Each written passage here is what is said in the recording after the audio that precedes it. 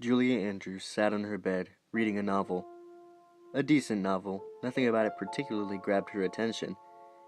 She glanced lazily at the clock and realized that it was 2 minutes after 9, which was her reluctant son's bedtime. She dragged herself out from under the covers and held her arms against herself as the cold air hit her. She gently opened her son's bedroom door and saw him sitting in his beanbag chair, a hood pulled over his head, and his even breathing clued her into his sleepy state. She smiled and walked over to him. He being only 11 years old, she had no ado picking him up and tenderly putting him to bed. She kissed him softly on the cheek and left the room. She made her way downstairs, deciding to watch some TV, at least until her husband arrived home from his late shift. As she entered the living room, she saw the TV was already on, and sitting in the armchair was her son. Shocked, she ran to him. "How long have you been here?" she demanded. He looked at her.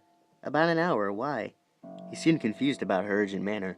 She didn't answer, but ordered her son to stay put. Heading back to that room in the dark at a full sprint was the most heart-pounding moment of her entire life. She threw the door open, fearing the worst, and saw something even worse.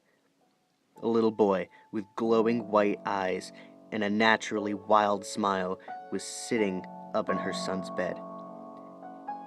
His wide grin grew even wider when he observed her terror.